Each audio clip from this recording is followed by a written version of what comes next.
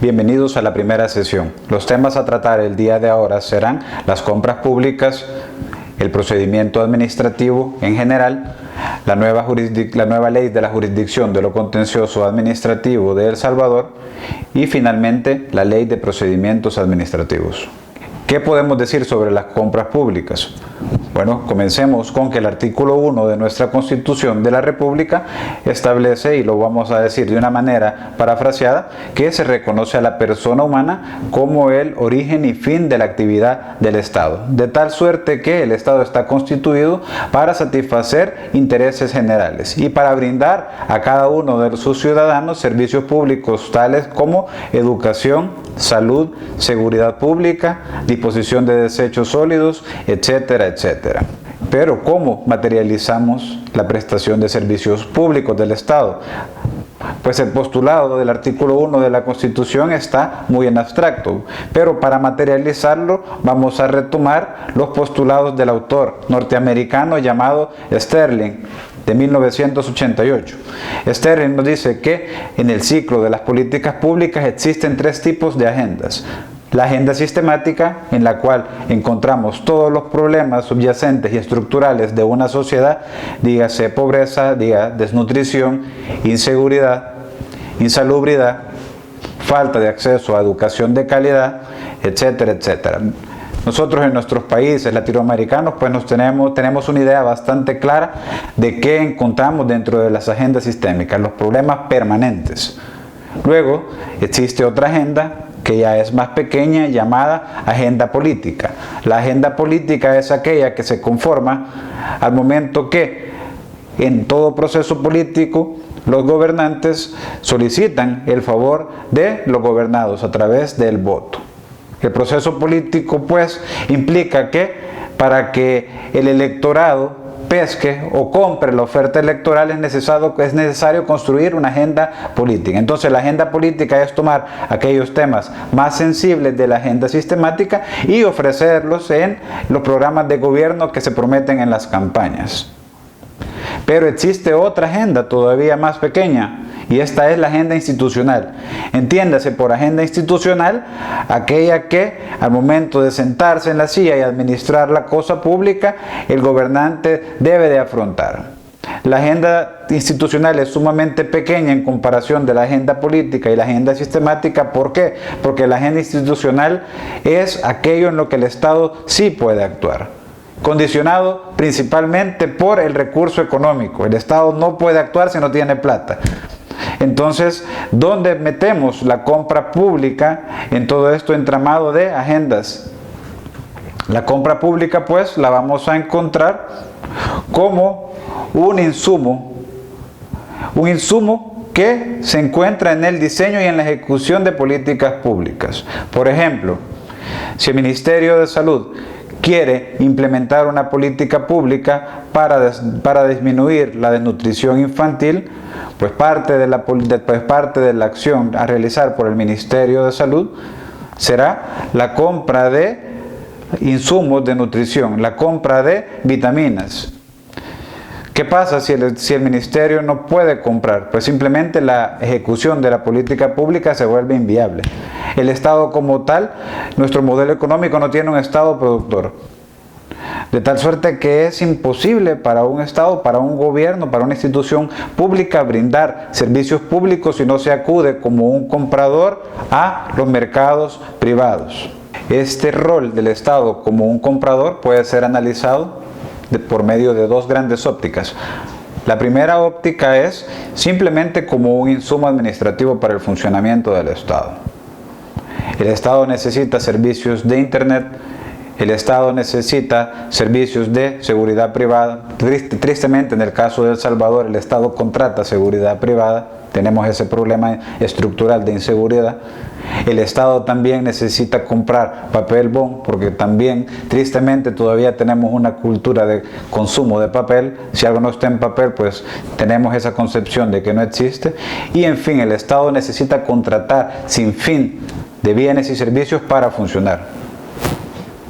Luego, la otra forma que podemos analizar la compra pública, y es una forma más de avanzada, es como una política pública per se o como tal. En el caso nuestro, pues de El Salvador, podemos ver un ejemplo de una política pública de compras en el ramo de educación, específicamente en el programa de paquetes escolares. El programa paquetes escolares y uniformes podría analizarse únicamente como la obligación o el deber que tiene el Estado de entregar a los niños uniformes, de entregar a los niños libros. Pero este enfoque se ha ampliado con una concepción social y se trata pues que la mayor cantidad de micro y pequeños empresarios, de personas que trabajan en economía de subsistencia, tengan la posibilidad de venderle al Estado y de esa forma mejorar sus vidas. Entonces podemos ver que la compra pública también tiene un impacto transformador en la vida de los actores que participan en ella. Otro ejemplo de cómo la compra pública puede utilizarse para cambiar realidades sociales lo tenemos en las compras públicas sostenibles, específicamente en las compras públicas familiares con el medio ambiente. Existen un sinfín de nuevos tratados internacionales en los cuales ya el Estado toma conciencia de su poder de modificar prácticas industriales a través de su poder de consumo, y de esa forma, si el Estado deja de comprar, por ejemplo, plásticos de un solo uso, y todos los estados comienzan a dejar de comprar plásticos de un solo uso, ese poder de compra sumado tiene la posibilidad de modificar también la oferta. Si los máximos compradores a nivel mundial dejan de comprar plásticos de un solo uso, pues la producción va a comenzar a cambiar. Entonces la compra pública, desde cualquier ángulo que se analice, tiene un poder transformador. Pero la actividad de contratación administrativa no es tan fácil como el gobierno gira un cheque a nombre de un proveedor, se recibe un bien o un servicio y ya estuvo. No se puede concebir de esa manera. No se puede, simple y sencillamente porque están ejecutándose fondos públicos y los fondos públicos deben de estar sometidos a ciertas garantías procedimentales. Es decir, la compra pública, cada compra pública, desde un lápiz hasta la contratación de un constructor de un bypass o de un puente, toda compra pública debe de estar precedida de un procedimiento administrativo. Y acá pues quiero que nos detengamos a realizar algunas reflexiones sobre los procedimientos administrativos. ¿Qué entendemos como procedimiento administrativo? En el caso salvadoreño, a pesar de que tenemos una nueva ley de procedimientos administrativos vigente desde febrero del año 2019, no tenemos un concepto legal de lo que hemos de entender por procedimiento administrativo. De tal suerte que nos toca acudir a fuentes auxiliares del derecho. La fuente pues a la que yo suelo acudir es la jurisprudencia nacional. La mayoría de juzgados de lo contencioso administrativo definen al procedimiento administrativo como un íter o causa, el elemento formal de todo acto administrativo y que desempeña una función de plena garantía para los administrados, permitiéndoles en todo momento objetar aquellos aspectos que le afecten mediante el aporte de las pruebas pertinentes. Este concepto de procedimiento administrativo, como podemos ver, ya es más de avanzada. En el pasado entendíamos o se concebía la administración pública como un poder supremo y en sus relaciones contractuales con el administrado, cualquier cosa podíamos hablar de ellas menos igualdad entre las partes. Es decir, el contratante en la institución del Estado era un enorme elefante subido en un pedestal que podía hacer con el contratista, viéndolo de arriba a abajo, cualquier cosa que quisiera. Le podía caducar contratos, le aplicaba sanciones de forma indiscriminada, se inventaba reglas durante la interpretación y ejecución de los contratos, etcétera, etcétera. Entonces este nuevo concepto, esta nueva concepción de procedimientos administrativos ya permite que el administrado forme parte de la formación de voluntad, no solamente contractual, sino también para la imposición de sanciones y cualquier otro tipo de acto administrativo desfavorable. Pero ¿qué aspectos vamos a señalar o vamos a tomar como relevantes del concepto? Primero, entendemos que un procedimiento administrativo es un elemento formal de cualquier acto administrativo. ¿Esto qué implica? Que si no existe procedimiento, estamos ante o frente a un acto administrativo que adolece un vicio de nulidad absoluta. No quiero adelantar acerca de las nulidades, pero quiero que comprendamos que nulidad absoluta implica que ni siquiera el paso de 50 años va a sanear esa deficiencia. El siguiente elemento que tenemos que relevar es garantía para el administrado. El procedimiento es una garantía para el administrado. Es decir, está concebido para que el administrado pueda ser parte de, pueda aportar pruebas, pueda objetar, pueda consultar, etcétera, etcétera. El administrado es pues un sujeto activo del procedimiento. En estos procedimientos se les permite dos cosas. Primero, intervenir durante los actos de trámite que forman parte del mismo. Y por último, se permite objetar aquellos actos de trámite que afecten al administrado, así como también aquellos actos definitivos. La regla general del procedimiento administrativo es que sirve como garantía para el administrado.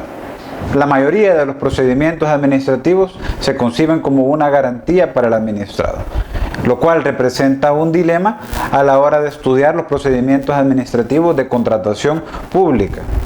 Y el dilema es simple y sencillamente que los procedimientos de contratación pública buscan satisfacer necesidades colectivas, buscan que aquella compra de insumos médicos, aquella compra de computadoras, aquella contratación de un constructor para que haga un puente, cualquier contratación está vinculada a la satisfacción de intereses colectivos. Entonces tenemos que en un procedimiento de contratación pública vamos a tener por un lado los intereses del administrado que participa o de los administrados. En el caso de un procedimiento con amplia competencia vamos a tener 5 competidores cuyo procedimiento o cuyos derechos están diseñados para ser salvaguardados por un procedimiento, pero también vamos a tener el interés de una institución pública, de un poder adjudicador, que también por ministerio de ley debe satisfacer intereses colectivos.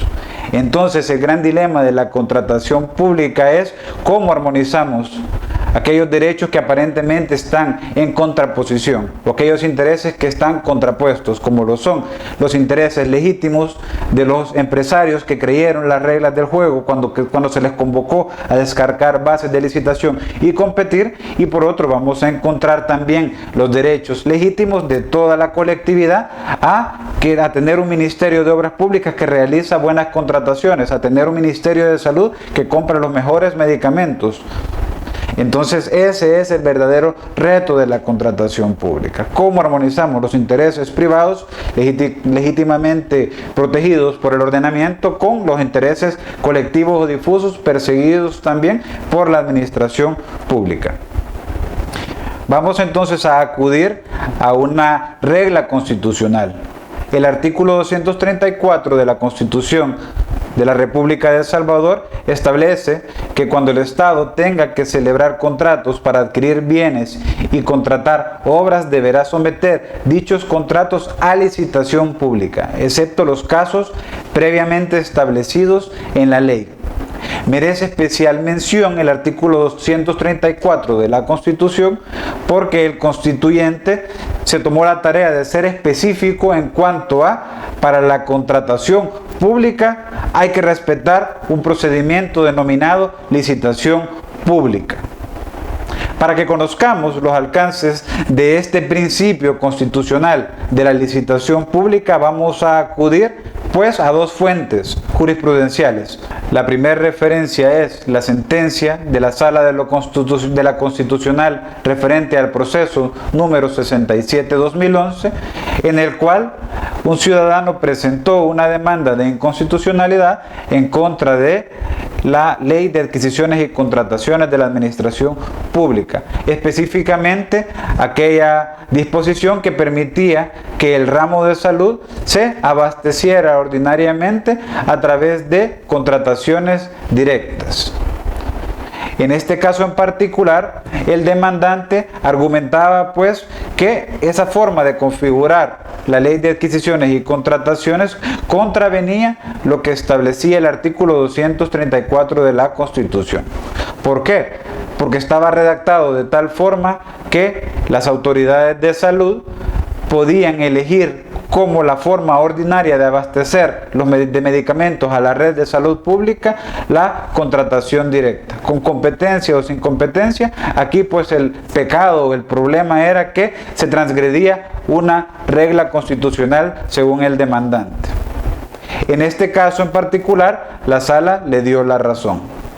El otro caso que estudiaremos como referencia es el proceso de inconstitucionalidad número 67-2015, donde también un ciudadano se dirigió a la Sala de lo Constitucional a pedir la expulsión de la causal o del modo habilitante que tenía el artículo 72 de la LACAP, que permitía que el ramo de defensa se abasteciera ordinariamente. ¿Por qué? Porque el artículo de la LACAP permitía que todo equipo y material de guerra fuese contratado por contratación directa. Adelantándoles un poco los resultados, en ambos casos la Sala de lo Constitucional expulsó del ordenamiento jurídico las causales de contratación directa que estaban previamente establecidas en la LACAP. Pero como esta no es una clase de derecho constitucional, quiero que nos quedemos, y lo que me interesa que todo el mundo comprenda acerca de ambas sentencias son los motivos por los cuales el constituyente eleva a un grado de protección máxima el procedimiento de licitación pública.